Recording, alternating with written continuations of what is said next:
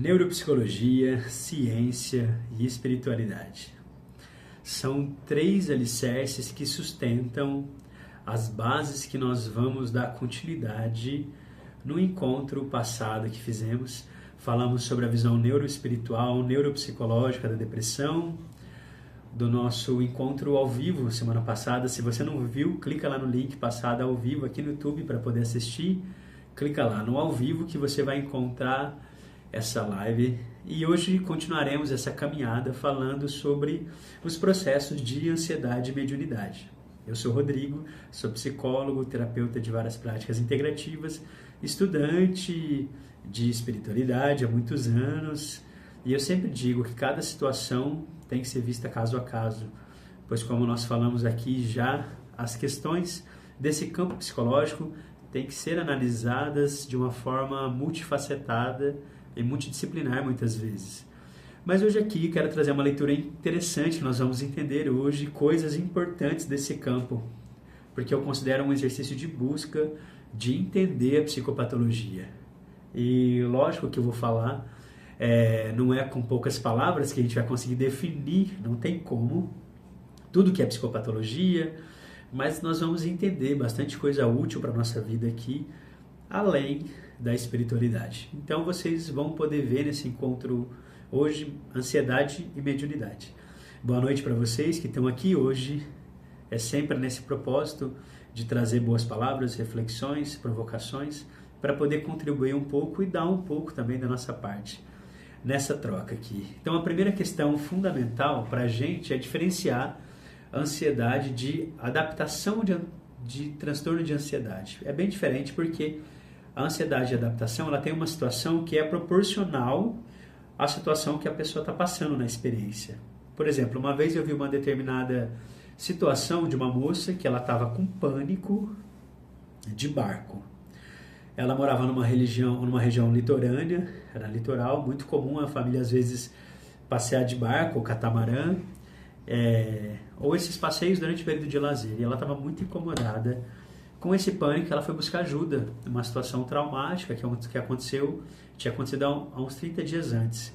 Ela saiu com o esposo no passeio de barco à vela, o esposo tinha adquirido conhecimento, tinha um barco, tinha documentação, tudo legal, e aconteceu o seguinte, uma ventania, uma situação distante da costa, e aconteceu um estrago no barco que quebrou o mastro e eles ficaram ali à deriva. Não sei por que, se acabou a gasolina ou se ele não sabia lidar com aquela questão do motor, mas eu sei que eles ficaram ali, o ajudante, o marinheiro, também não estava conseguindo resolver e ficaram ali à deriva ao longo do dia, né? Não ficou uma coisa além disso, mas disso já assusta, concorda? Assusta bastante, né? Ficar algumas horas à deriva. E ela já tinha um receio, ela passou a ter pânico de barco, o que é esperado para a situação. Eu também teria. O que não seria normal é a gente dizer assim, não foi nada, só foi um mastro que quebrou, estávamos em alto mar, à deriva, mas está tudo bem, da próxima vez eu vou de novo, enfim. Então, isso não seria o normal, né? A gente ouve histórias de pessoas que têm medo de elevador, situações que o elevador parou, travou. A minha esposa mesmo, ela tem muito medo, né? Ela tem um receio de elevador, ela sempre fica um pouco ansiosa quando entra no elevador. Uma situação real nossa, inclusive durante um passeio que nós fizemos com bondinho em Gramado, e durante a subida do bondinho ele fazia alguns barulhos, estralos, né? Chacoalhava um pouco. Isso gerou nela uma ansiedade que foi um pouquinho fora do comum, do esperado. Mas ainda assim é normal dentro da situação de prova que a gente está vivendo ali, nessa experiência vivencial. Ou quando a gente está na escola, vocês já passaram por isso na escola? É uma coisa que a pessoa tem ansiedade quando vai fazer uma prova, naquela situação que às vezes não estudou muito bem. Então existe, nesses exemplos que eu dei, existe aí uma relação direta da ansiedade com o objetivo ali da experiência. Agora, lógico, quando a ansiedade ela não é proporcional ao estímulo, à situação, aí já é diferente. A pessoa de repente vai fazer uma entrevista de emprego e ela tem uma ansiedade muito grande, que ela perde o controle, apavora, passa muito mal. Não é uma situação que a gente poderia dizer que poderia desenvolver essa sensação. Ela vai além, não é um estímulo que caberia esse tipo de sensação, né? Proporcional à reação da pessoa a um estímulo. Então, nessa situação, a gente poderia considerar que não seria só uma ansiedade de adaptação, pode ser um estado avançado para um outro terreno. Mas é uma questão também que existe, né? A gente precisa analisar caso a caso, como eu sempre digo, e existem as ansiedades que nós não sabemos qual é. Não sabemos qual é o estímulo. Ficamos ansiosos, entra na situação de ansiedade, mas não sabe qual é o estímulo, diferente do bondinho, diferente do barco. E aí parece que está tudo bem, e aí sem razão nenhuma, essa ansiedade vem. Não tem uma relação direta com o estímulo específico, e a gente pode considerar nesses casos aí um transtorno de ansiedade. E esse transtorno de ansiedade, na verdade, eles podem estar muito relacionados a um medo que a gente não sabe o que é. Né? É interessante isso. Fazendo uma correlação com outro material, André Luiz, na obra Nosso Lar, do livro Nosso Lar, ele vai dizer que o nosso medo tem raízes muito profundas na nossa alma, e isso é interessante, é isso que eu quero provocar. Então eu imagino mesmo que seja uma desconexão com o divino, com a espiritualidade, com aquilo que ela acredita. E eu não estou falando aqui que a pessoa de repente deixou de ir na igreja, ou deixou de ir ao centro espírita, ou deixou de acender as velas em casa, ou deixou de rezar, ou deixou de ir num templo budista, enfim. É uma coisa mais profunda, né? Uma desconexão com Deus, com o divino, que a gente pode até chamar do nosso divino em nós, a desconexão dela com o divino que habita nela. Às vezes a gente sente essas desconexões. Vocês já se sentiram desconectados? Quando a vida parece que vai tocando o barco, fazendo referência, né? Parece que você perde o fio ali. Isso já aconteceu comigo várias vezes, né? Então, nossa, eu estou desconectado. E aí começa a dar tudo errado na vida. Então, quando a gente desconecta, essa desconexão, ela provoca uma sensação de insegurança, de medo, de uma certa ansiedade. A cabeça está no futuro pensando várias coisas. Que talvez seja esse medo profundo, o medo que a gente não sabe o que é, que está na base dos transtornos de ansiedade. Então acontece, pelas pesquisas, né, psicodinâmicas, quando a pessoa acumula dentro de si sentimentos que são contrapostos, isso é inconsciente na maioria das vezes, mas olha só, você identifica em você, por exemplo, ter raiva da mãe, né, querida mãe. Nossa, ter raiva da mãe, para algumas pessoas, pode ser uma contraposição de sentimentos, né? Precisa avaliar essa relação. Como é que você vai ter raiva da sua mãe, mãezinha querida? Então, algumas pessoas fazem essa provocação, julgamentos, né, aos outros, mas é importante entender essa contraposição de sentimentos. Essa questão do amor e ódio. Por que existe relação de amor e de ódio? Então, pensa comigo, a gente tem que entender isso. Dentro da ciência psicológica, tem pesquisas de propostas teóricas, algumas que fazem até uma correlação com processos que poderíamos dizer processos reencarnatórios, né? A gente tem isso, por exemplo, a gente tem aí o Jung, né? Grande estudioso da psicologia, teórico, né? O pai da psicologia analítica, o Jung. Você tem também aí algumas teorias que fazem esse viés, até reencarnacionistas, né? Que alguns estudiosos falam que se embasam até a psicologia analítica. Na psiquiatria tem o Viktor Frankl, que eu falei no encontro passado, que vai colocar que as grandes questões, né, a elaboração das nossas neuroses, segundo ele, elas são dos desencontros energéticos e espirituais. Às vezes ele fala isso. Então, ele fundou a terceira escola de Viena de psiquiatria, como eu já tinha falado no encontro passado, que é uma base importante da logosofia, que está centrada no espiritual. Então você tem dentro da medicina e da ciência, da saúde mental, essas referências que colocam a espiritualidade, de fato, como a essência do psiquismo humano.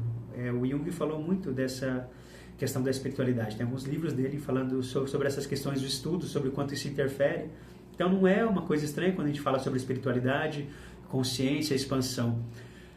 Às vezes a perda de conexão da sua força interna, da sua força espiritual, ela vem por esses sentidos, né? Então, o Viktor Frankl tinha muito dessas abordagens de perda de conexão, que dizia que cada pessoa, né, ele entendia que cada pessoa deve procurar a espiritualidade onde ela encontra significado. Olha que interessante. Seria na religião que ela vai cultuar, nos princípios culturais, na sua herança cultural, naquilo que faz sentido para ela. Então, não são apenas trilhas, né? Mas para que ela encontre essa essência espiritual, ela precisa seguir essas trilhas desse sentido. Tem uma história interessante sobre a questão do sentido, né? Um senhor bastante humilde numa cidade do interior frequentava uma igreja católica. Ele chegava com seu chapéuzinho de palha, roupinha humilde, da roça, e ele chegava e se postava ali diante da imagem de Nossa Senhora e dizia apenas o seguinte: o João está aqui. Ele sorria para ela e saía todos os dias, aquele ritual. Passava em frente da igreja num determinado horário, já entrava e falava: o João está aqui, né? Baixava a cabeça e dizia: o João está aqui. Ficava um tempo, sorria e ia embora. O padre vendo aquela situação e pensando: não é possível, porque isso não é reza que se faça para Nossa Senhora, tão rápido assim. Ele falou: João, vem cá, eu vou te ensinar a rezar para Nossa Senhora. Ave Maria, cheia de graça e tal. E o João passou a orar Ave Maria, e o padre começou a perceber ao longo do tempo, o João começou a ficar cabisbaixo, começou a ficar mais triste quando ia para a igreja. E chegou e falou: João, o que está acontecendo, né? Estou vendo você mais triste, o que está acontecendo? E o João disse o seguinte: sabe o que é, seu padre? Quando eu vinha na igreja aqui e falava com a Nossa Senhora, do meu jeito, na minha simplicidade, parecia que eu ouvia ela. E eu via ela toda luminosa, estendendo para mim o seu manto sagrado. Isso me trazia um conforto dentro do meu coração. Era tão bom e eu ficava tão bem. Mas quando eu comecei a rezar essa reza aí, que o padre me ensinou, ela deixou de aparecer, eu não consigo ouvir mais, né? E por que isso aconteceu, né? Interessante essa história. Porque isso não tinha significado e sentido para ele, essa reza. Então cada pessoa tem um caminho dentro de si, dentro dessa trilha, para percorrer, para encontrar essa força espiritual que está dentro de si. Não está na igreja, não está no centro espírita, não está em nenhum lugar físico, está aqui, ó, dentro do teu coração. Então, quando você vai na igreja, no centro, na floresta, num templo, qual é o endereço que você está buscando ali? Onde que está o teu Deus, a tua espiritualidade? Está aqui, ó, no teu coração. O endereço que está buscando está no teu coração. Então, essa essência não é dentro dessa questão espiritual propriamente dita, né, que é posta ali, tanto abordado pelas religiões, né? Como eu disse, para você poder ouvir todo esse processo, né? Abordado na medicina com Jung, com o Dr. Frank. Você tem aí também a própria Organização Mundial da Saúde, reconhecendo a espiritualidade, que é uma das questões importantes do processo humano. Tem um médico pesquisador americano que chamava-se Juan Stevenson, que era um cirurgião geral, hoje já desencarnado, desenvolveu algumas pesquisas pela Universidade da Pensilvânia, e aí ele fez uma pesquisa bastante interessante, que eu vou compartilhar com vocês. Em parceria com outro pesquisador chamado Banerjee, eles foram para a Índia e fizeram uma pesquisa lá sobre a reencarnação, sobre processos reencarnatórios. Então eles estudavam crianças que lembravam de vidas passadas, de histórias de vidas passadas, que diziam ter sido outras pessoas, de detalhes, né? E o ponto que eles iam atrás desses detalhes no cartório, buscando a história, e certificavam que houve mesmo aquela pessoa que as crianças citavam, que aconteceu aquele fato, que elas disseram. Fizeram pesquisas rigorosas, científicas disso, e provou que as lembranças de vida passada das crianças eram verdadeiras, porque foi feita uma verdadeira pesquisa histórica. E foi tão consciente, tão interessante esse trabalho de Stevenson, não, com o apoio de outro pesquisador, Banerjee, que foi considerado uma produção científica nos Estados Unidos, foi publicado isso numa revista científica. Mas depois, o Banerjee recebeu várias críticas, dizendo que na Índia todo mundo acredita em reencarnação, porque essa realidade para eles é cultural, então isso poderia influenciar, um viés que influencia, né, do país, né, na pesquisa. Então ele vai para um outro lugar fazer a mesma pesquisa com crianças na Europa, casos de crianças na Europa, e ele descobre aí essas crianças que tinham perfeitas lembranças do passado e que documentalmente, historicamente, né, casos europeus de reencarnação, crianças traziam esses relatos. Inclusive, no Brasil esse material chegou bastante tempo atrás na publicação desses livros, e foi o Dr. Sérgio Felipe, o médico, que estuda as questões da neuroespiritualidade, da glândula pineal, que fez o prefácio do livro, inclusive, escreveu o prefácio na versão brasileira. Mas isso é uma coisa antiga, mas que até hoje é interessante, né? Mas pensando desse jeito, o que isso traz? Por que você está com as pessoas que você está hoje? Pensando nesses processos que foi estudado. talvez seja um reencontro, e alguns reencontros não são só por afinidade, ou por questões solidárias, amorosas, mas por histórias difíceis, complexas, desavenças, por questões de ódio, grandes mágoas do passado. Então tem desavenças aí, e a gente não consegue aí no plano sutil se desvencilhar dessas dores da alma, precisa voltar para trabalhar isso, essas dores que foram marcadas pelas mágoas, pelas desavenças, pelos desentendimentos, pelos ódios. Então aquele desconforto ele vai ser sanado, curado quando nós retornarmos aqui nesse bioma, nesse ecossistema, nesse planeta, reencarnados aqui. E aí o cérebro filtra para que nossas lembranças fiquem armazenadas no passado, para que possa haver apenas o recomeço desse relacionamento de uma outra forma, e a gente não se lembra que aquela pessoa, aquele bebê, às vezes você carregou no colo, pode ter sido teu inimigo do passado, mas começam a haver algumas percepções aí de antipatia, sensação que não consegue reconhecer, discórdia nas relações, de dificuldade, né? Essa antítese de sentimentos. Por que vem aquele sentimento de amor, depois uma raiva? Isso é que as teorias espirituais trazem, né? Essa compreensão. Alguns sentimentos ligados aos familiares, mas essas questões de repente ficam ruins e o passado traz essa desavença. Então, assim, de vez em quando pode vir na memória algum sentimento assim, né, dessa antítese, desse antagonismo. E aí vive dentro dessa pessoa uma sensação dupla de amor, eventualmente uma sensação de ódio também, de raiva, né? Às vezes uma sensação de ódio que vem como se fosse uma sensação de uma lembrança que não existe, não consegue lembrar. Por trás dessa parede, desse véu, vamos dizer assim, que a gente não consegue ter uma viva memória. E esse sentimento de amor vem para essa proposta, né? Poxa, eu sou pai dessa pessoa, sou irmão, sou filho, sou filha, sou esposo, sou esposa, colega de trabalho. E a gente quer cultivar relações ali solidárias, amorosas com a pessoa, mas de repente vem muitas vezes, de uma forma sutil também, sensações que pareciam do passado, né? Que contradizem essa proposta. Uma sensação ruim com relação à pessoa, às vezes, que me pega. E aí cria esses tais sentimentos aí contrapostos. E como é que isso se manifesta? Como é que isso tudo se manifesta? Através de sintomas de ansiedade, algumas vezes. Essa é a correlação. Então, quais são os sintomas de transtorno de ansiedade manifestado a partir disso? Traz muitos sintomas físicos, né, para quem sente. Para quem tem alguém que sofre desses transtornos, né, ou se você sofre desses transtornos, esses sintomas podem ser taquicardia, coração acelera, tontura, uma sensação como se estivesse caminhando em cima de um barco, sabe? Então, estou explicando alguns sintomas, né? Não estou passando nenhum sintoma de ninguém especificamente aqui, mas são sintomas mais comuns. Então, a pessoa pode ter a sensação de pressão no peito. Às vezes até ela chega aí para a UPA, para um pronto-socorro, achando que está infartando, porque ela tem mesmo nela algo difícil de entender, de discernir que está acontecendo, uma sensação física, uma sensação de tontura. Às vezes parece como se fosse um zumbido. Então tem sintomas físicos aí do sistema do transtorno de ansiedade que vem para o aparelho digestivo, a pessoa pode ter diarreia, aquela ansiedade que avança para muitos sintomas físicos, né? Então podemos considerar sintomas físicos, alguns são bastante de uma reação chamada uma reação somestésica. O que são reações somestésicas, né? São reações do corpo energético. Se a gente fala, uma pessoa às vezes fala, está com nó na garganta, né?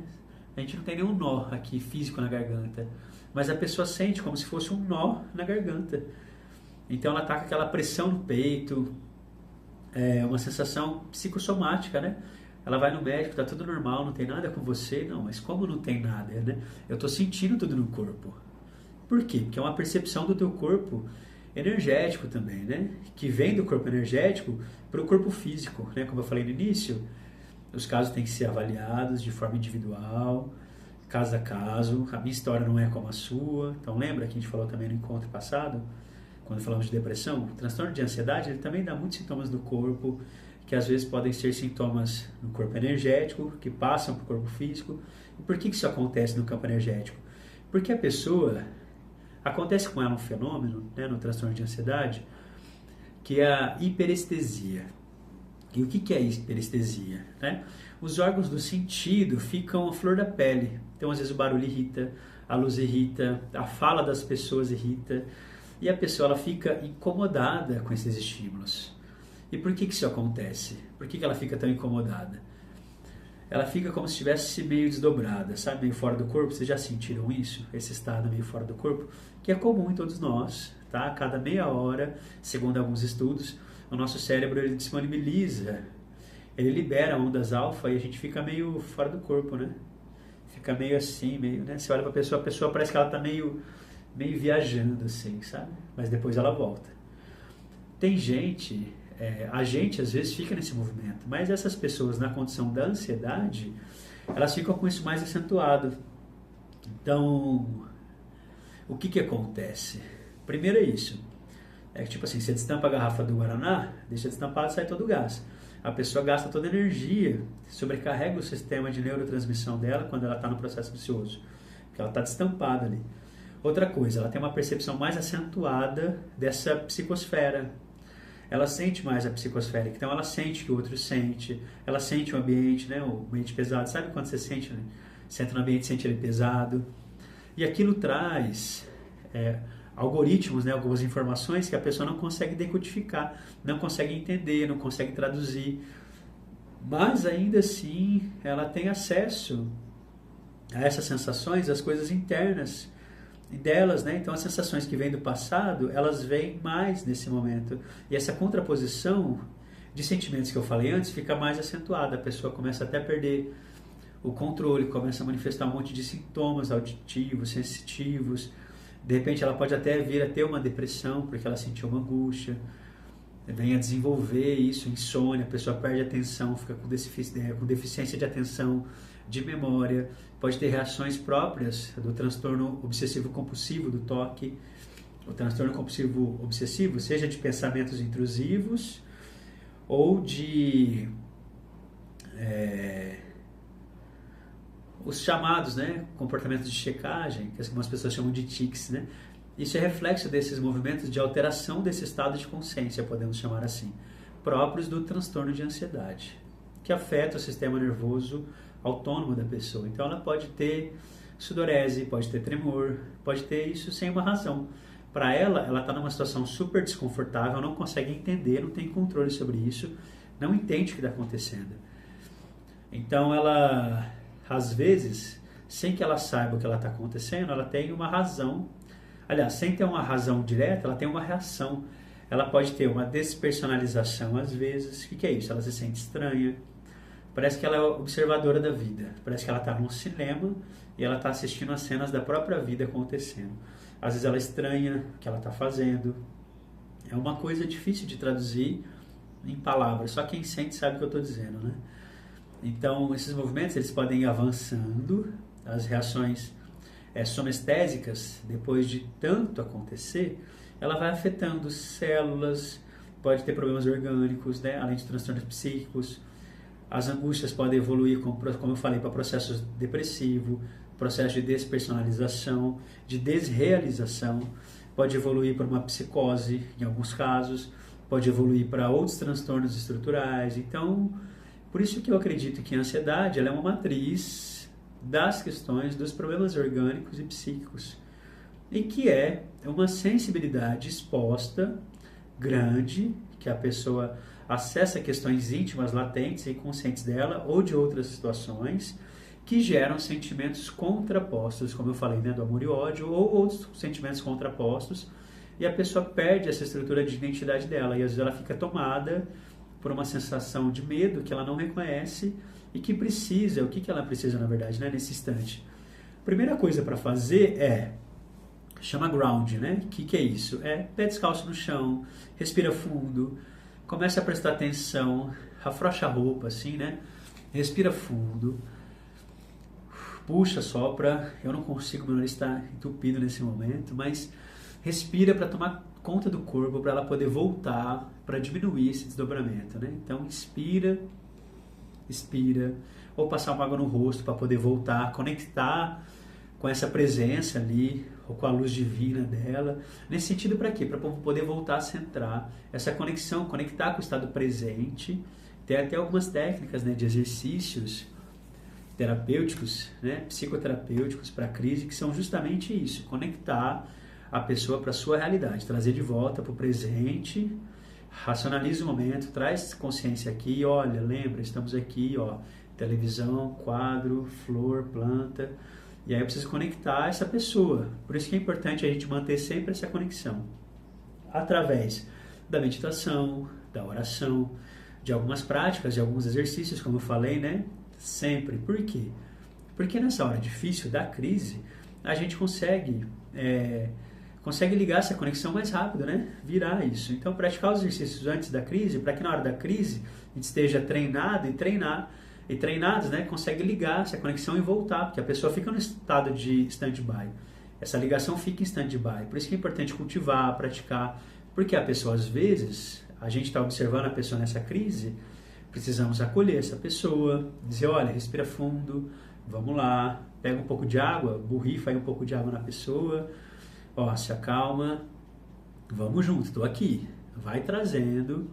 Se tiver um processo, de repente, um tratamento homeopático, tem algumas linhas de pesquisas, né, que falam disso, tratamentos homeopáticos podem ser muito bacanas, nesse sentido, né, pode ser muito interessante. Pessoas que já foram diagnosticadas com esse transtorno, de repente, se tiver uma dose extra com homeopatia, auxilia também com práticas integrativas, associadas também com a psicoterapia também.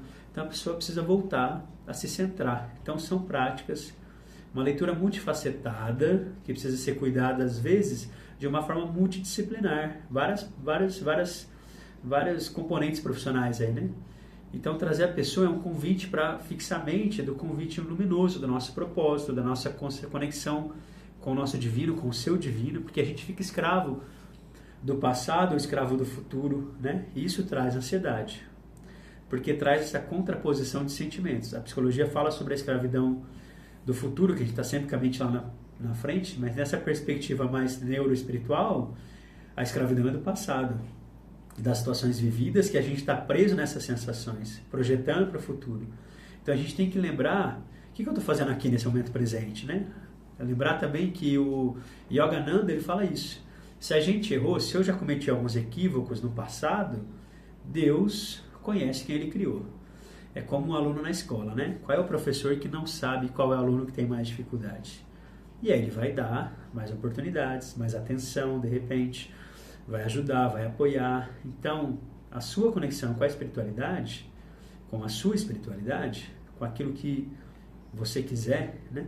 Mas isso tem uma referência interessante, né? De que Deus nos vê dessa forma, como um professor que olha pra gente e sabe as nossas dificuldades. Está ali, cuidando, vamos dizer assim, nessa leitura mais espiritualizada, né? Então, se você for somar todos os seus equívocos, imagina só, se eu for somar todos os meus erros, tudo aquilo que eu acho que eu não deveria ter feito, que eu fiz mal, que eu machuquei pessoas, sem querer, essa coisa toda, né? Seja qualquer coisa que eu tenha feito que não foi bom para alguém, ou para alguma situação que eu vou tomando consciência e dentro de mim eu peço perdão para essas pessoas ou para situações, e que agora eu estou no propósito do bem, estudando, entendendo isso, aprendendo, passando adiante, e tudo que aconteceu na minha história me levou para esse momento bom que eu vivo hoje, esse momento que nós estamos aqui trocando sobre isso, sobre essas práticas, né, pelos estudos. Então essa consciência, ela traz, né, a nossa mente para esse propósito luminoso, podemos dizer assim. E aí desliga do passado. Porque o passado nós não podemos ser escravo dele, como eu falei. Ele é nosso professor. A gente acentuar o lado positivo para poder reagregar a nossa identidade e sintonia com esse divino a partir da experiência vivida. Então, agora imagina a pessoa que tem muita sensibilidade ou muito desdobramento ou mediunidade, seja lá como quiser chamar, ela tem muito essa hiperestesia e ela tem mais esses sintomas, esses componentes aí daquilo que no Código Internacional de Doenças, no CID-11, no item F44.3, pesquisa aí no Google, estados de transe e possessão, no CID, vê o que fala lá no Código Internacional de Doenças. Então é isso, também fenômenos espirituais ligados a transtornos, e é muito importante a pessoa saber que se ela tem essa mediunidade ou sensibilidade, esse guaraná aberto, né? O que é isso na mediunidade? Que vaza energia? essa capacidade extrema de conexão que a pessoa tem, mas que ela precisa aplicar independente dessa do objetivo disso. Ela precisa aplicar no coletivo. A mediunidade é uma sensopercepção ligada ao coletivo, não é só por você. Às vezes pela criatividade, ou psicografia, ou psicofônico, ou pela energia de cura, mas tem uma coisa na vida da pessoa que ela precisa gerar e fazer, construir a partir disso, a partir dessa sensibilidade dela, que ela não está usando esse potencial. Essa sensibilidade, ela fica aberta e isso fica disponível, né? Fica aberto e disponível, vazando gás, a energia. Então, de repente, você toma um medicamento para ansiedade, você toma um alprazolam, uma fluoxetina, sertralina, venlafaxina, desvenlafaxina, diazepam, sei lá. Qualquer medicação ligados à amitriptilina, que estão ligadas à ansiedade, angústia. A medicação própria para cada caso, lógico, mas essa medicação, às vezes, ela vai anestesiar esse sintoma, esse problema, e resolução dele, dessa situação, às vezes é justamente essa conexão, além da medicação. Não estou aqui descartando a medicação, mas é também essa conexão com esse divino, com aquilo que faz sentido para ela, para você, e é conhecer as suas faculdades, esse senso, a sua percepção, para você se perceber, utilizar do teu potencial. E aí poder ir para a área criativa, ou através da fala, ou da escrita, né? Para a área da cura, e você tomar conta da tua sensibilidade. Não ficar exposto, não deixar isso exposto, trazendo sintomas, entende? Então é nesse sentido que existe essa relação entre a ansiedade e a mediunidade dentro de alguns estudos. A correlação é essa. Eu estou explicando aqui a correlação que existe, né? Então esse encontro nosso hoje aqui é para você ouvir isso, né? Várias vezes ouve isso, assiste de novo, anota para você poder procurar se localizar nisso, né? Tudo isso que vem, toda essa informação. De repente, se você toma medicação, por exemplo, qual é a medicação que você toma? Então é importante você entender o papel disso dentro do teu processo, né, de cuidado, o teu papel de desenvolvimento pessoal e empoderamento pessoal que você precisa fazer junto com isso, se for o caso. E aí entra nesse terreno psicológico também, de poder buscar ajuda terapêutica, psicoterapêutica, entra no terreno espiritual da medicina, desse terreno que vai chamar essa autocracia das células, que é a homeopatia, né, recomendado. Não sou eu que estou recomendando como psicólogo, mas estou dizendo do pouco que eu leio, do que eu estudo. São informações que estão disponíveis hoje, né, com a internet, vocês podem ler, pesquisar, mas quando você usa também um remédio alopático, procure um profissional que indicou, recomendou, para pensar também de usar um homeopático também, porque o alopático, ele faz por você. Ele tira todo esse processo, né? E aí, ele vai consertar aquela molécula, aquela célula ali, mas o que vai estimular a tua célula até a resposta, a própria resposta, é a homeopatia nesse sentido. A homeopatia vai chamar a força vital da pessoa. Agora, também não adianta tomar também homeopatia como se fosse medicação alopática, substituir, esperando que o remédio sozinho dê conta de tudo. Não adianta substituir. Além disso tudo, é importante acompanhamento psicológico, seja qual for, independente da linha terapêutica da psicologia, para buscar um processo de transformação interna, para você poder caminhar na direção daquilo que chama o teu sentido, entende? A sua energia vital, alguma coisa que está ali tirando isso, né? Poder olhar para essa situação, porque é difícil. Trabalhos com transtorno de ansiedade, é difícil trabalhar isso sem um processo psicoeducativo. Então, trabalhar esses processos de autoconhecimento, empoderamento pessoal, precisa chamar para essa responsabilização, para a sua responsabilização por esse processo de autossuperação, de autocuidado. Então, assiste aqui algumas vezes esse vídeo, avalie o que faz sentido para você, o que dá para absorver disso tudo. Envie esse vídeo também para alguém que pode ajudar e trazer também uma luz sobre esse tema, que você, o que ele está passando, para você e essa pessoa se orientarem, né, nessas questões, porque agora você sabe, agora você está tomando consciência. O Rudolf Steiner, ele dizia o seguinte: quando a pessoa tem conhecimento espiritual, quando ela entende o processo, ela tem vontade e mais possibilidade de curar. Então você tem aí seu psicoterapeuta, um médico com uma visão mais aberta, uma vontade de entrar nesse campo de conhecimento, então junta tudo isso e bora lá. Eu acompanho algumas pessoas nos grupos terapêuticos, acompanhamentos individuais e até grupos de estudos também, né? Te convido também a isso. Vamos somar, vamos estudar junto, compreender esse processo, formar uma linha de força para que a gente possa trabalhar a saúde mental com uma consciência de espiritualidade também, para poder transbordar conhecimentos mais efetivos, né? Não só para o corpo, não é só falar só do corpo ou para o corpo, mas também para a alma, para o campo energético. Então, se você sofre de transtorno energético, já começa pensando assim, ó, pensando e falando, tá? Trazendo luz para essa questão, iluminando a cena e trazendo consciência para ela, dizendo assim, hoje eu começo a olhar para isso, superar, porque esse problema não veio para me derrubar. Eu estou trabalhando isso porque ele veio para me chamar a mim mesmo, a minha melhor parte. E essa compreensão aí. Então é isso.